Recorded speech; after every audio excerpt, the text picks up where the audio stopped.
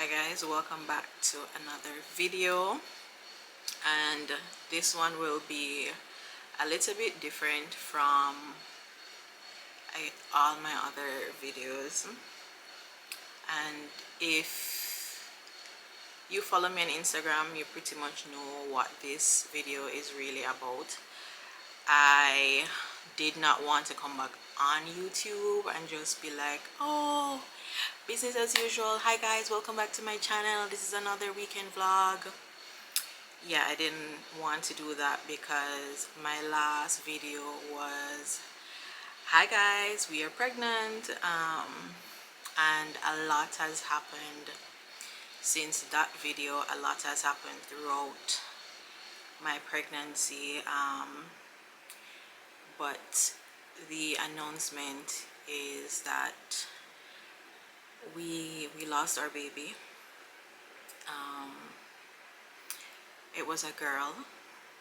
We named her Giana, which means gift from God. But I really wanted to explain to you guys what actually happened and how, everything, how everything went down. I feel like I have a community of women who follow me, who actually are interested in my well-being. For me, YouTube feels very different from like other social media platforms. Instagram is pretty much people who probably know you from school or whatever, and they've been following you, not or random people, not necessarily people who are really interested in your life and who are true supporters. I feel like if you are going to go out of your way and really like follow someone on YouTube and keep up with them and engage in their videos and stuff like that, we kind of have like a relationship, you know what I mean? And I know a lot of you support me, a lot of you have been excited about the new baby and what that means for my family and everything. We were extremely excited. I had so many things planned in my head in terms of content wise that would be very useful and helpful to people in relation to what to pack in a baby bag, baby shower, all of those things. I was looking forward to. I'm going to say we were looking forward to, because even doing, we were excited. I even shot her gender reveal video that was a part of a vlog, and then after that, like, everything just went crazy. So I didn't even get to put out that content. But I will start from the beginning, because it's also part of the reason why I haven't been consistent on YouTube for like months now. I think in the last video I was telling you guys that this pregnancy felt different. I felt off. It was, yeah, but it was a lot of things, because I truly felt like for this baby we were literally fighting for her life at every step of the way. And I'm at a point now where I'm comfortable enough to talk about it. Catch me a few months ago, I could not have even sat here trying to record, but I'm at a point now where I can talk about it without breaking down and explain certain things, so those who are thinking of having a child, or who are not aware of certain things, they will it will offer some knowledge, right? So I'll start from the beginning. When we got pregnant, we're so excited because we were trying to get pregnant. We wanted to expand our family. We're like, yes, this is the perfect time. Bailey is at an age where we're comfortable enough to have another child without without it being like super strenuous and so on and so forth. And when we found out, I actually found out that I was pregnant really fast, like, because as soon as I'm the type where if I'm trying to do something, like, I become super obsessed. So I was doing like a ton of pregnancy tests, like, as soon as I know it was the window where, you know, like 5 days before your miss period sort of thing, I started testing, because I bought like a big pack of pregnancy tests on Amazon, so I could test. Yeah, I had like over 100. So for me, it was just like, oh, I was testing. So I found out pretty much really, really early that I was pregnant. We were excited and everything. And then at like 6 weeks, I saw some blood. I was actually at work, and I went to use the bathroom, and I saw the blood, and I'm like, oh wow, I don't know what this is. At that point, it wouldn't have been implantation bleeding. So I literally went on Google immediately and found like the first, the closest, sorry, the closest gynecologist who had like an ultrasound machine. Like, I wanted to go immediately that day. The first gynecologist that could give me an appointment, because my doctor office, like, she was not available, and I needed to see somebody like that the very day. So when I went to that appointment, everything was fine, the baby was fine. However, the doctor would have indicated that it's a threatened miscarriage, right? So that just means that there's a possibility that I may be miscarrying the child. So that made me a little, not a little, I was really like cautious and nervous about the pregnancy, because that, to hear possible miscarriage, it's a serious thing, especially, you know, you want this baby, right? Then at that point, she prescribed progesterone, that, which is a hormone which, you know, it's used to prolong pregnancies and to, as my doctor would describe it, to keep the uterus quiet. I had taken progesterone before, and this is like the brand is Endometrine. I'd taken it before when I was pregnant with Bailey, because I had a short cervix, right? Which I will talk to you guys more about that, because that is like the main issue, right? After that threatened miscarriage, I was pretty much, you know, nervous, but we are going along, we're hopeful and everything. Baby is still growing. Had other doctor's appointments after that, and everything seemed fine. I would have discussed with my doctor to put in what is called a cerclage, which is basically stitching up my cervix, because I had a short cervix, and that resulted in Bailey coming early when I was pregnant with her, because Bailey was born at 33 weeks. I did not make it to full term. So, however, at that point, I did not have in that stitch, which is called a cerclage. But we would have discussed coming into this pregnancy that we'll definitely be putting in a cerclage for my second pregnancy, or any pregnancy after that. We went to Florida in August because we were going on a family cruise, right? And that was when things kind of like, oh wow, this is, yeah, I don't know what is going on with this pregnancy. I was still feeling off in term, but I just thought it was like hormones, so it probably was just the hormones. However, when I when we were in Florida, the day of the Beyonce concert, because I was even considering going to the Beyonce concert in Florida, because I was like, you know what a coincidence, I'm in Florida at the same time, and it's the day before the cruise. I could go to the concert, and I was still like trying to find persons to come to go to the concert with me, and I was just like, you know, I would go to the concert myself. Luckily I did not buy my ticket because I was waiting for like last minute to buy my ticket. And then the morning we were shopping, actually in Target shopping, and I went to use the restroom and I saw blood, and this time it was way more blood than what I saw previously. I got really nervous. I called my doctor immediately in Jamaica, and she's like, Shannon, you need to find an emergency room. We need to figure out what is going on.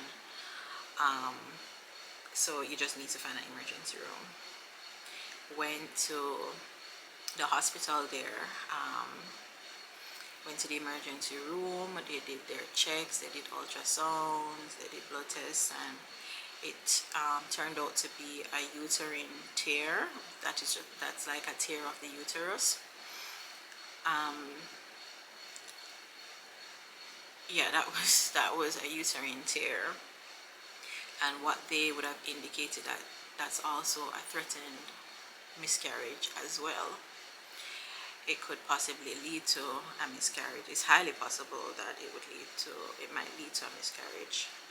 That was what I was told. They give you the printout of, you know, what to expect in a miscarriage, and a lot of women deal with it, and you know, that sort of thing.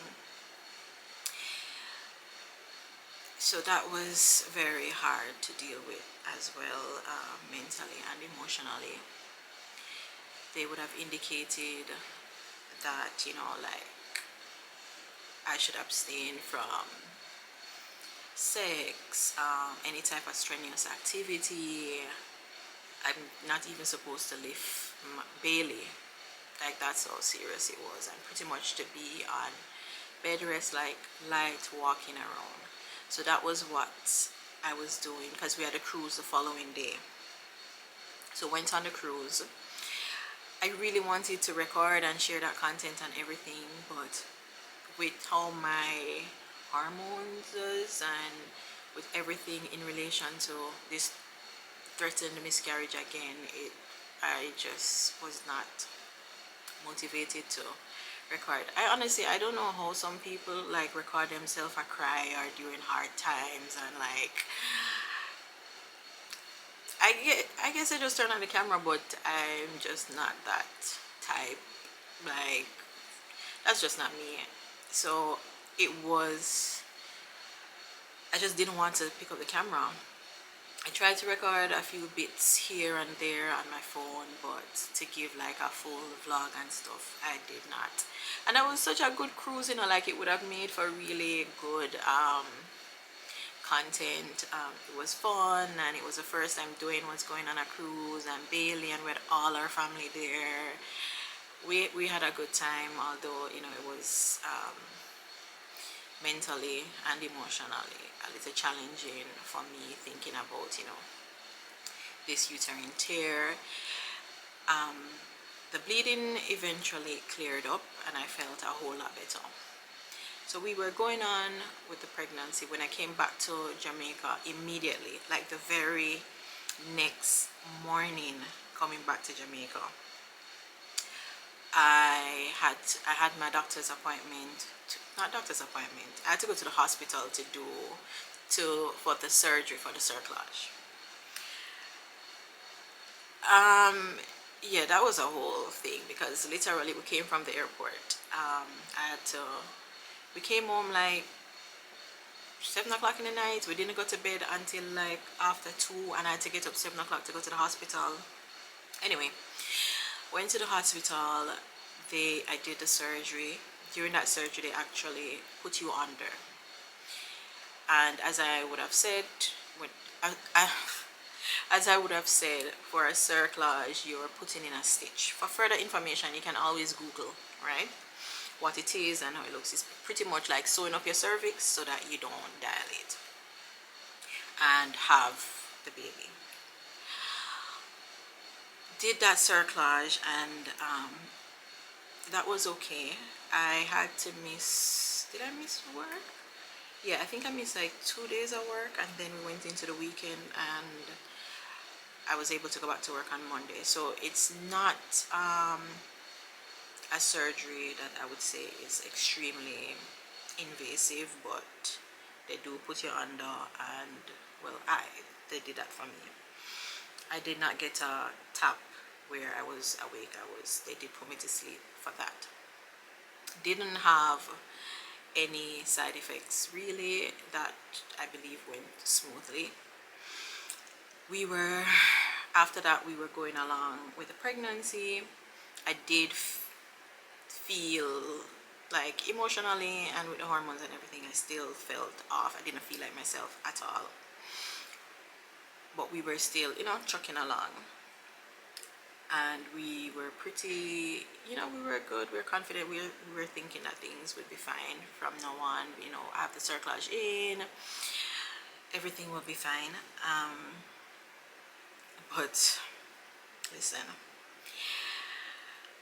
anyway, we went to our 20-week appointment for my anomaly scan. That scan is pretty much a scan that looks at the baby in terms of making sure that the baby is developing nicely and so on.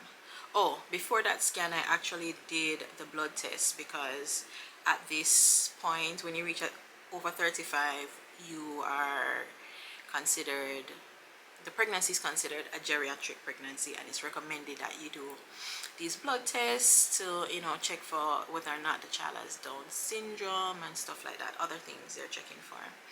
And that test will also be able to tell you the sex of the baby as well. So we would have done that before the anomaly scan. Sorry, I'm getting ahead of myself. So we did that, everything was good, baby's fine, nothing unusual, everything was fine. Found out that she's a girl. I think I actually did we did the gender reveal and everything, and that was nice. Then when I went to my 20-week appointment for the anomaly scan, Dwayne was there with me as well. I remember when we went in, and it wasn't my doctor, because she outsources her anomaly scans. So when I went, the doctor there, she was saying that routinely there's 2 types of ultrasound you can do when you're pregnant. Well, I would normally do 2. I don't know all the specifics. I'm not a doctor. I can just talk about my experience. One, they do, when you do on top, when you put a gel and the thing on top of the belly, and then you have the vaginal, where they insert, like, I don't know what it's called, but they insert something in your vagina to see.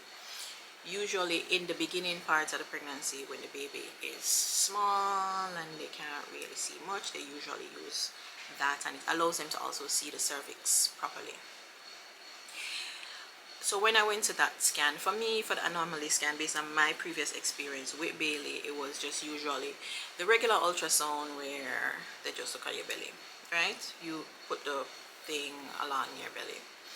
So when I went in, and she said that she wanted to do a vaginal check, I was just like, I'm never prepared for that. Like, I have been a cerclage, everything is fine, my cervix is fine, there is nothing alarming there, or there shouldn't be anything that's alarming there. So I really don't want to do it. And then she's like, no, generally I always check, just to make sure. So I say, okay, fine. So after she looked at the baby, she did the top ultrasound. Everything was fine with the baby as well. 10 finger, 10 toes, the whole works, brain, everything was perfect, right? Then she went to look at my cervix. And to me, I wasn't concerned at all, because I have the cerclage in, so my cervix is fine. Like, it should be closed and everything. When she looked, she's like, no, you are actually dilating. From what I'm seeing, you're between 1.5 to 2 centimeters dilated. I'm like, what? She's like, yeah, the cervix is actually open. So although I had stitch in, my cervix was still opening. She indicated that we have to go to the hospital, we have to go to UA like right now. I said, okay, let me just go home, pack a bag. And she's like, no, I don't think you understand. There's no going home, packing any bag. You have to go to the hospital right now. We went to we went up to UA. She called my doctor because she was talking to my doctor. My doctor's like, when you get to UA, call and everything. Went there. When they did their examination, I was 2 centimeters dilated. So that was when everything got really, really scary, right? And yeah, so my doctor eventually came. I'm not going to give you guys all the details. I'm just trying to, because there's just so much that happened in between. But I had to do what's called a rescue cerclage. So they pretty much had to put in another stitch in, and it took them 4 days to decide whether or not they should do the surgery, because it was high risk in my situation, because I was dilating. They were seeing things that meant there was possible infection happening in the area because my cervix was open. They were actually seeing the membrane bulging out. So there is a high possibility that doing inserting the cerclage, the rescue cerclage, another stitch, would rupture the sac, because the needle could actually go through the sac and rupture it, considering that the membrane was bulging out. So that was very that was nerve-wracking, to be honest with you. There were discussions of us flying abroad to see if there was any way, in terms of if the baby came early, if that would help. And my doctor would have said in my condition I wasn't fit for flying. It was just a lot that was happening during those 4 days. A lot of praying, a lot of tests, a lot of everything. Of course, at that time I was admitted in the hospital. We decided to go ahead and take our chances and do the surgery, because at this point it was, if I didn't do the surgery, I would definitely lose the baby, because my cervix was open, I'm dilating, and I would eventually lose the baby, considering that she is so small, because I was like 20 weeks pregnant at that point. And viability in Jamaica is 26 weeks, although those babies don't do well. So my doctor did the surgery, and that was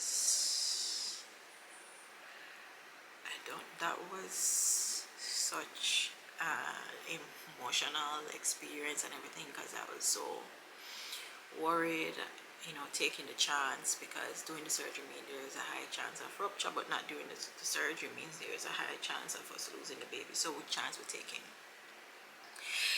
Did the surgery, and I remember waking up the next morning to a text from my doctor, because after you do the surgery, of course, you're out cold. And I did the surgery like at midnight in the night.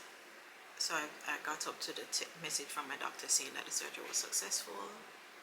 At that point, I was 3 centimeters dilated, and that my case was actually going to be a case study, because after the surgery, she came and she was showing me the pictures, and she's like, she's gonna do a write-up because she have to publish a paper on it because of all the different intricacies and everything in relation to my situation, which as I said, I'm not going through all the details, but yeah, we did the surgery, and that was successful. So at this point, she's like, you're not leaving this hospital, you're going to be on bed rest, because everybody who go home eventually start contract, and often or not, they end up losing their baby. So it would be strict bed rest in the hospital with me in this position. I don't remember what they call it, to be honest. I'm not good with like technical terminology, like medical terms and so on, but yeah, I was literally lying in this position with my feet up this way in bed, and I was in the hospital for 5 weeks. So every week I would get the notification on my phone that, you know, your baby is the size of a this, and you know, and every week we're so hopeful, like we're trotting along, we're getting closer and closer to viability, right?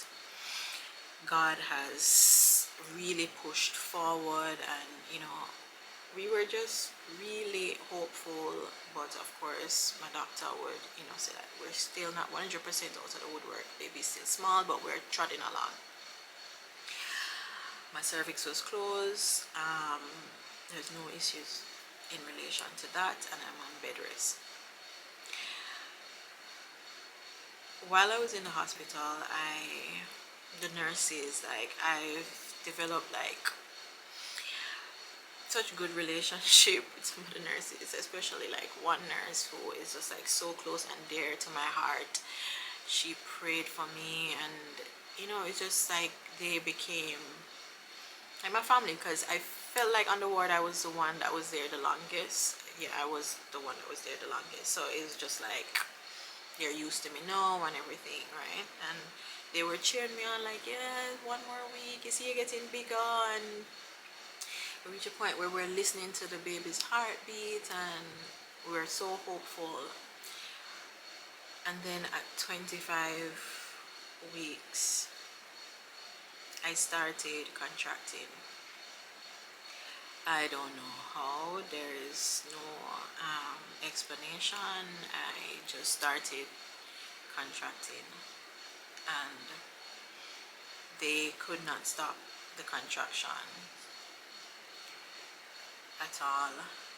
And because I was contracting and I had the cerclage in and they couldn't stop the contraction, they had to we had to make a decision. And mind you, I'm telling you, I'm in immense pain. I'm like, I don't want this video to be like overly dramatic in terms of what I went through, because I don't want it to be, my thing is, I don't want it to be a deterrent to anyone who's thinking of having children, or you know, anyone that is pregnant. And I don't want to deter anybody, so I'm not trying to be overly dramatic. But what I can say is that that night, let me tell you now, I don't know, like, that just showed me that I am a very strong person. That's all I can say. Physically, because when the doctor can look at me and say, girl, I don't know how you're going through all of this and holding it like a G, I just know that, you know, all I could think of was I just want my baby to be healthy and to thrive and to just push through this experience. Of course, when I started contracting at 25 weeks, they sent down someone from pediatrics to actually talk to me about, you know, what to expect and the chances of your child surviving after being born at such a young age. I don't want to use born at such a young age, at gestational age. The possibility that the child may die, and you know, they're telling you all of this, and while she's talking, like, I'm just like blocking her out, because I'm just trying to stay positive and praying my baby's gonna survive and we're gonna push through, right? We're so hopeful. So went through where I was still, while even there, while they were talking to me about this, I'm still going through my contractions and everything, and we're trying to hold on, we're trying to stop the contraction. Nothing is working till it reached a point where it was so intense. It's like we have to make a decision to remove these stitches. At this point I had 4 stitches in, and removing them, I would just, there is no anesthetic, there is no putting it under, there is no, I think I had some pain relievers that I got, but I was going through my contraction and they were up there in my cervix, removing each and every one of those stitches one by one. And that experience was something, as I said, I don't want to go in. I'm not going to be dramatic to deter anyone. So I had to do that procedure first. After they removed the stitches, I had to lie there and I'm going through my contractions. The doctors are saying that should we rupture her stock because my water didn't break at that point. So the baby is young, right? When she removed, sorry, back up. When she removed the stitches, right? They realized that I had cervical tears, meaning because I was contracting so hard, the stitches ripped through my cervix. So I actually had a big hole in my cervix. The doctor described it as like her fist went through the hole in my cervix, and they didn't know how far up it went because I was having some bleeding too. But I don't know, by the grace of God, the bleeding cleared up. The doctors just like, she don't even know how the bleeding stopped. The bleeding just stopped because they thought it went all the way, the tear went all the way to my uterus. So they decided to rupture the sac manually. Everything, I was not under, like, everything I was doing naturally, right? And while I was pushing, she's guiding me because she doesn't want the baby's head, because the baby's so small, she doesn't want the baby head to go through the hole in my cervix, so she had to guide it, like all of those things. Like, there's a lot of stuff that was happening. I had the baby, and then immediately after having the baby, mind you, I did not see my baby. The pediatricians were there. They took her immediately and carried her to the NICU. But I heard her cry. She cried 3 times, like three like tiny cries, and that really made me smile. And I'm like, oh, her little cry. Immediately after that, they had to rush me into surgery to repair the tear in my cervix. For that, they actually did a spinal tap. I didn't have to go under for that procedure. They did a spinal tap where they inject me in my back, and they numb the area from like my waist down. However, they sedated me where I was asleep or drowsy or whatever the case. Yeah, I was asleep. But during it, at one point, I actually woke up, and then they gave me some more of the medicine, and I went back again. After they repaired that, the cervix, you know, I was going along.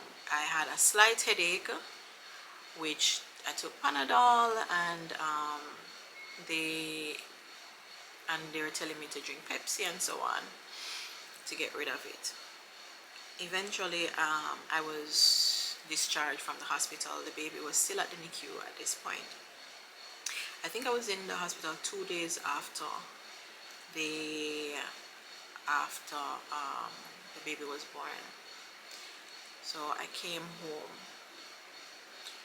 and it was challenging for me when I first coming in the house because I haven't been walking for like more than a month. So it was my legs that was feeling off, and feeling the strain of pushing a baby out and everything. And then in the night, I got this headache, what is called a spinal headache. It's the worst headache I ever feel in my life. I don't know what that was, and the only way I could have gotten relief is when I lie down flat on my back. I mean, that was horrible, horrible. So we called a friend, and she's like, you have to take her back to the hospital. So the next day, the next morning, I went back to the hospital. The day after I was discharged, the next day I'm back in the hospital again. I actually drove laying down flat in the back of the car, the back of the van, to go back to the hospital.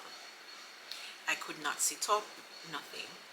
Went back to the hospital, anesthesiologist came and to examine me and everything, and they're like, all right, we're going to treat it conservatively with a lot of painkillers.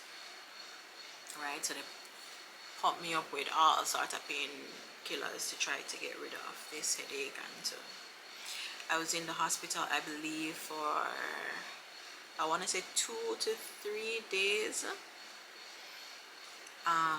trying to clear up this headache, and nothing was working, to the point I'm like, you know what, we need to get drastic now, because nothing is clearing up. I need to do what is called a blood patch. This is a procedure where they take your blood, they pull your blood and inject it in the space where you would have gotten the spinal patch, the spinal tap. Right, you guys can Google for further information if you're interested in relation to this. So I had to do that procedure. Mind you, all this time my baby is in the NICU. I'm on the maternity ward, so I would be pumping milk and taking it to the NICU for the baby and checking up on her, and she was doing fine. Right, we were coming along. Of course, she's really young and fragile, but she was doing fine. All of her tests came back good, no infection. They checked the fluid in her brain and everything was clear. She was fine. So I'm going through all of this, and as I said, I'm not being dramatic, because I'm not trying to get into all the details of how everything was. I'm just trying to give you guys the facts of what happened and what developed. This is not any type of entertaining story time. This is for people who are truly interested in the information and really want to know, what really happened. And I'm trying to be as transparent as possible. But what I can say is that I went through a lot physically. Because after I was discharged, they did the blood patch and I was discharged from the hospital. 2 days after that, they informed us that our baby passed away.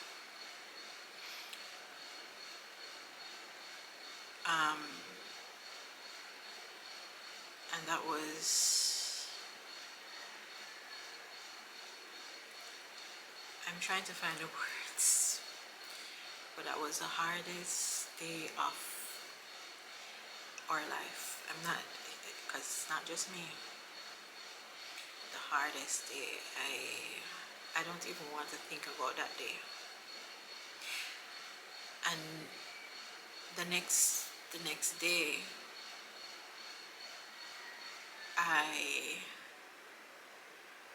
mind you, I was in immense pain during that time as well, because I had a horrible hemorrhoid, which I had in my previous pregnancy. So it was expected. I pushed out a baby. Usually a lot of women who, when you have vaginal delivery, from the strain from pushing, you get hemorrhoids. And and I had a very painful hemorrhoid where I couldn't even move from my bed. Like moving would just irritate it. It's horrible. And then the next day, because I had to stop pumping milk from my breast because there is no baby, to pump for anymore. And my breast got really, really engorged, like so painful. I couldn't even lift up my arm like this. It was that bad. And my doctor did not want to give me any medication to dry up the milk because she said that the side effects, she didn't want me to experience any other side effects. So she had suggested banding down my breast like really, really tight so that my nipple is not irritated. And however, that did not help. And I remember Dwayne looked at me and he's like, you have to pump out some of the milk and do it, and just gradually wean, well, gradually try to get your milk to dry up, because he does not want me to develop any infection in my breast because of the engorgement. Because at this point I'm experiencing the worst case scenario of every possible thing. And it was very hard. It's really hard having to pump milk, knowing that you lost your child and you have to pump it and throw it away, and that comes with its own emotional strain, which I'm not gonna go into. But eventually my milk, I would gradually pump a little bit each day to kind of like ease the pressure from my breast, and eventually that eased up. I got treatment for the hemorrhoid, and eventually that cleared up. And then I also started experiencing some pains along my side, and I had to be rushed again to the hospital, and I got painkiller. I just felt like I was getting hit after hit. To me, it felt so cruel, where we've gone through this experience of fighting for our child's life, and then to deal with not only the emotional but such physical pain coming with it, because I'm experiencing everything. So that was very hard to go through. It's been a lot for us. I'm sharing with you guys the surface level of everything. Our baby, what happened is that they indicated that she wasn't getting enough oxygen and her lungs collapsed. So that is how she ended up passing away. It's just been a crazy experience for us in every sense of the word. We really are now just starting to feel a little better, trying to be intentional every day, getting up, trying to do things to make us feel like ourselves or to feel normal again, which I don't know about the whole feeling 100% normal, but feeling like myself where I can talk about it without breaking down. And it's just been a real struggle, and it's been hard. I'm grateful for our friends and family who have been there above and beyond, even when I was in the hospital.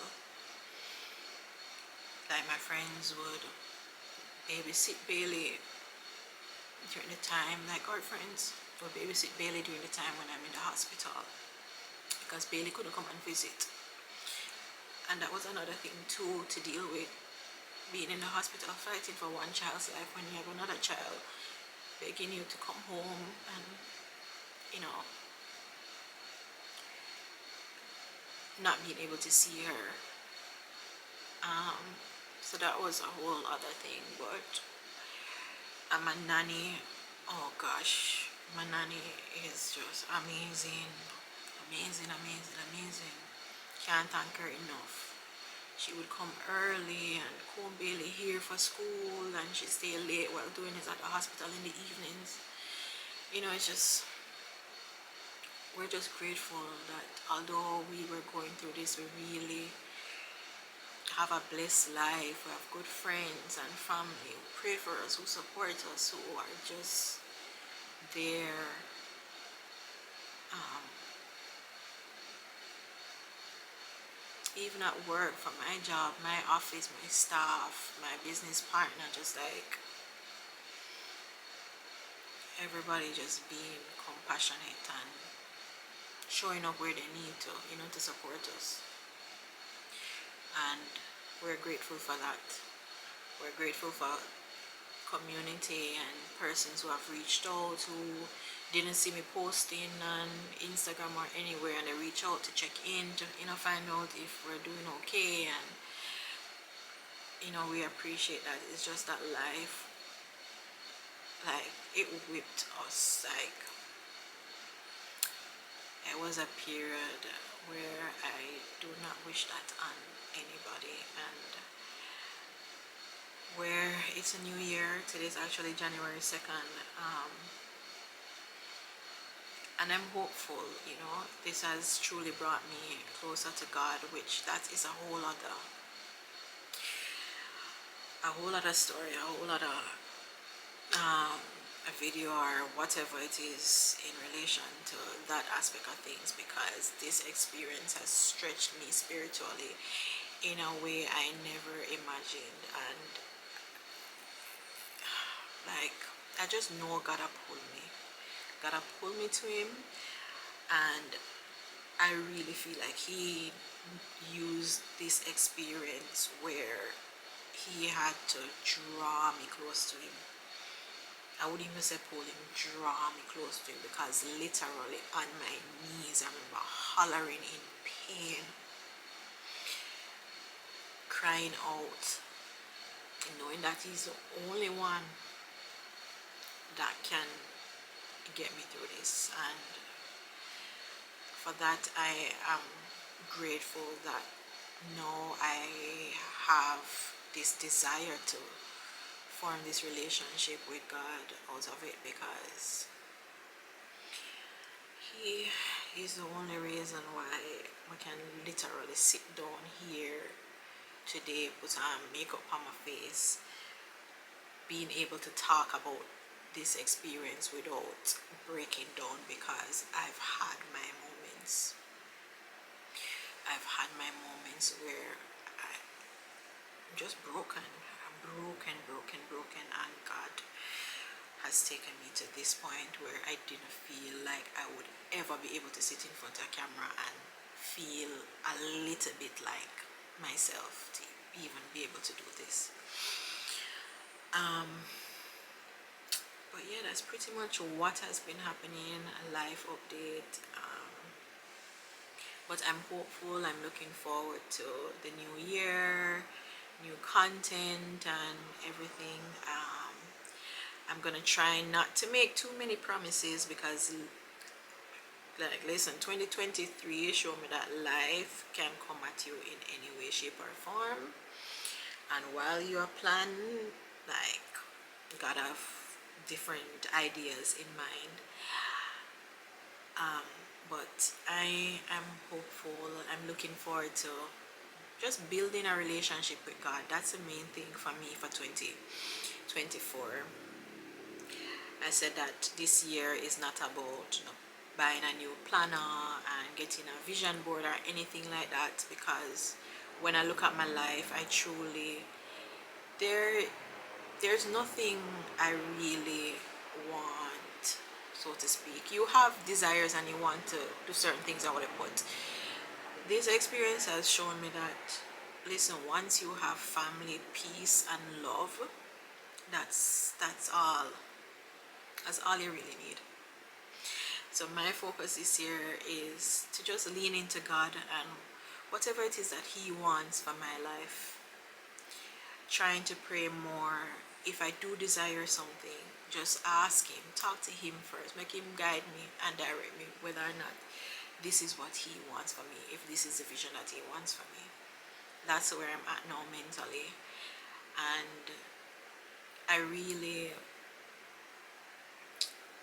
I really, I'm grateful. It's hard to say after everything that we've been through, and I'm just grateful that we're here today as a family, doing myself and Bailey, and we're happy despite everything that we've been through. We're happy and we're good and we're pushing forward, you know.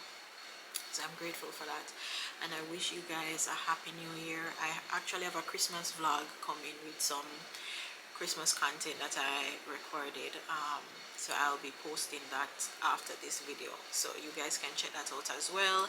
I know this is long and it's not a big entertaining story time, but I'm trying to give as much information as possible in relation to what happened. So it's a very different type of video, and I realized, like, oh, I didn't expect to be talking this long,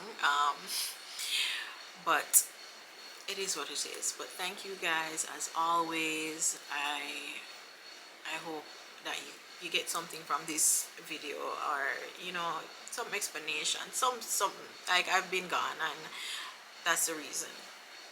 And if you guys have any questions about anything, you know, you can feel free to like private message me on Instagram. That's the best place, really. And my Instagram handle is I am Shannon Johnson.